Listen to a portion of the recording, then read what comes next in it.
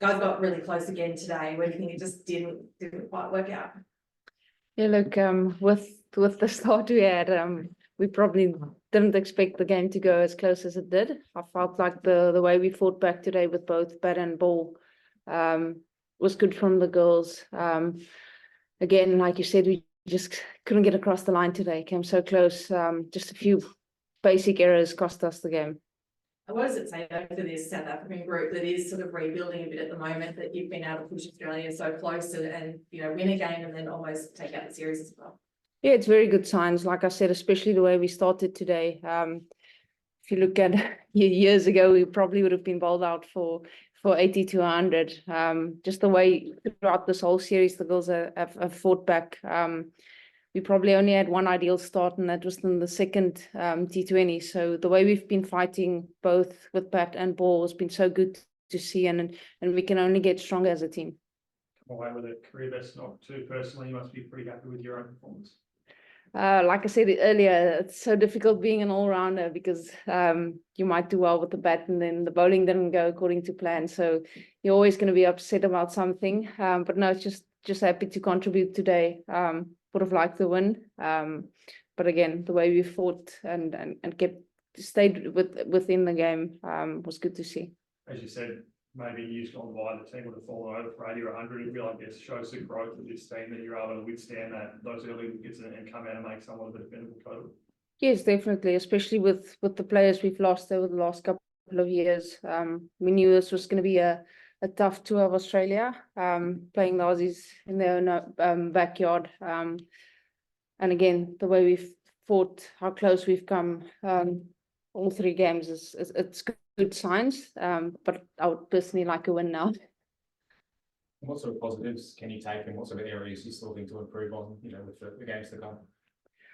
I think if you have to start with the batting, first T20 started off very slow. Second one came out firing, had a good partnership, ended off really well. Today didn't have the ideal start, fought back throughout the middle. So just the way we've been able to come back with the ball, the same thing. Throughout the three T20s, there were stages where Australia was really on top of us, and then we just seemed to come back into the game and then just lose it back end again. So it's a bit of a yo-yo at the moment. We are either doing things extremely well and then we just back off a bit, where with the Australians you have to keep the pressure on them throughout the whole 20 overs. And obviously not the result today, but what's the mood like in the shares? Still with, you know, matches to come, and you know, you obviously pushed the Australians quite hard.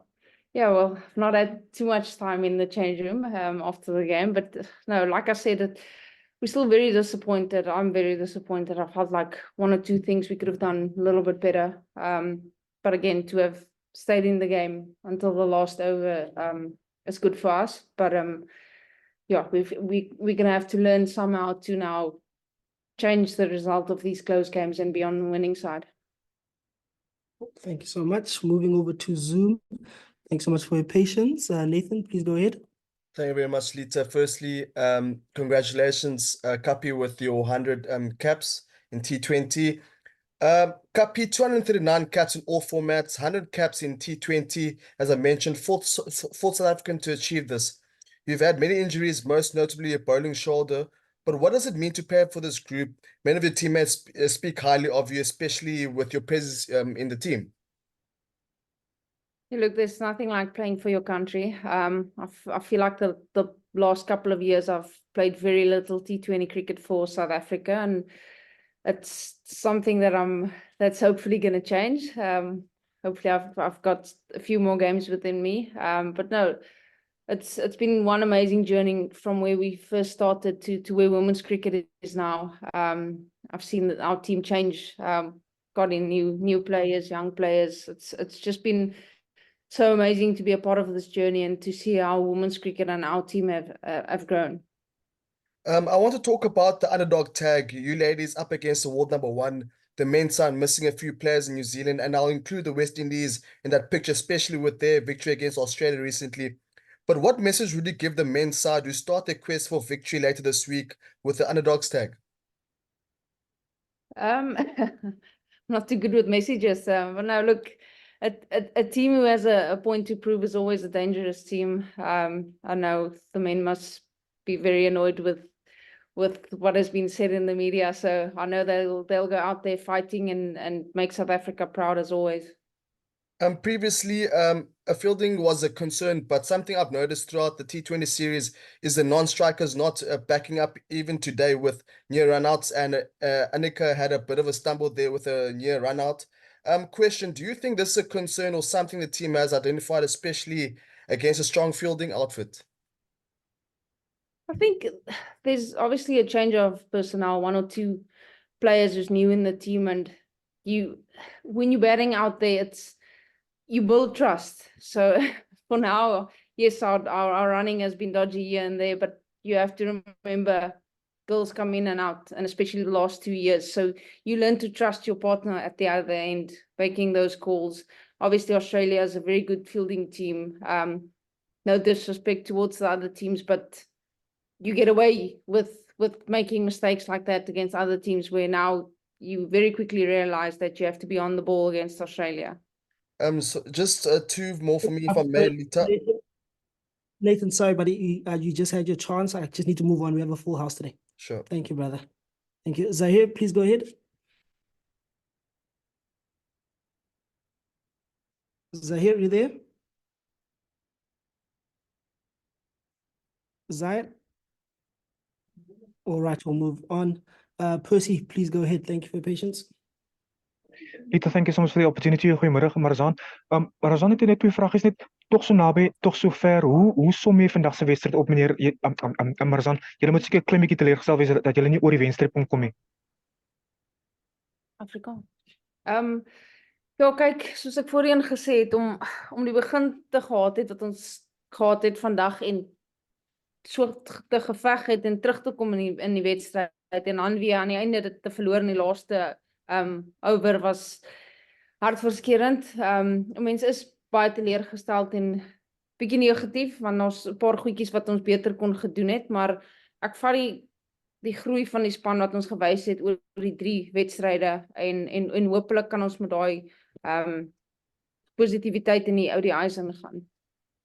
Ek wil juist net vra, Marizanne, as my laaste vraag en julle het hoop selfvertroue en positiewe aspekte uit hierdie reeks wat julle kan inneem in die 50 beurte natuurlik reeks. Okay. Ja, definitief. Soos ek sê, die dinge het nie altyd in hierdie laaste 3 wedstryde gegaan soos wat ons wou gehad het, dit moes nie, maar hoe ons terugbeklei het elke liewe wedstryd en hoe dit so naby was in al 3 wedstryde, daar's baie om daaruit te vat en is baie van ons wat hou van die ODI, wat hou van ODI's, ek veral, so hopelik kan ons al hierdie momentum, al die goeie dinge vat en aanbeweeg na die ODI's toe. Thank you so much, Lita. Thank you, Percy. Morgan, please go ahead. Thanks, Lita. Hi, Marizanne. Hard luck tonight with that defeat. Marizanne, you mentioned now turning those close results into wins. And do you feel it's maybe the 1%ers of the basics that just need to be sharpened up on? It was pointed out tonight that the backing up of the non-strikers, some of the batters were perhaps a little bit stationary in the crease. Getting those little things right that could just turn those results around for you. Yes, definitely. That's exactly what I said when I walked off the field, that I felt like if we could have done the basics a little bit better tonight, it probably would have made the difference. And look, you don't go out there wanting to not back up or wanting to make mistakes. That's part of the game, but we'll definitely look into all of that, take the positives and move on. Thanks, Marizanne. Thank you. Just a question from Zai. He's just having an issue with his Zoom. He's asking, is this the closest you felt you've been against Australia in your career? I've always felt like a lot of our World Cup games against Australia, especially in T20 cricket, has been, we've had them by the neck and then we just let them loose but yeah, I feel like the last 3 games we got them in those positions and then we just held them under pressure for a little bit longer, and that's probably why the games was a lot closer this time around. So yeah. Thank you. Just one more from him. Do you feel without Meg Lanning, they're more vulnerable? Yes, definitely. Any team without Meg is a little bit weaker. She makes a big difference, not only in her captaincy, but she's a world-class batter, so definitely. Thank you so much, Zahir. We'll finish off with Kailani. Just 2 questions from you. Thank you. Thank you, Lita. Heartiest congratulations on 100 caps, Marizanne. It's about you bowling all your quota of overs, coming at 3, batting. First of all, how is body coping up physically and mentally after, especially after this close match? I was a little bit tired and fatigued tonight. I'm not gonna lie. The batting took quite a bit out of me. But that's part of being an all-rounder. It's your job to do both skills. Yeah, I guess I'm gonna lie if I sit here and say if you do one skill well or one skill was hard, that it doesn't influence your other skill. I felt like it's probably a little bit what happened with me tonight. Was a little bit tired after the batting and then probably didn't bowl as well as what I should have. But again, that's part of my job, and it's still amazing being an all-rounder. Just last one from me, this reinvention of yourself as a number 3 batter, especially in T20Is. What will you give credit to that how it has happened, and especially now this is your highest score in T20Is coming up.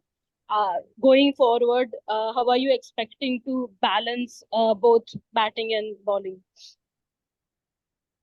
I think I've always done it because in ODI cricket, a lot of times I get to the crease very early, and then I have to bowl my 10 overs. So it's nothing new for me. It's just on the day you'll feel like you have a bit more energy than other days.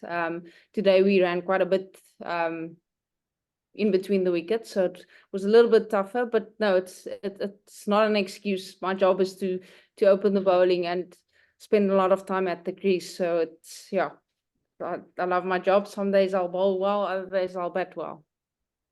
Hard luck on the loss today. All the best for the entire series, and congratulations on 100 caps once again. Thank you. Thank you so much, ladies and gentlemen. That brings us to the end of today's post-match presser. We'll be sure to send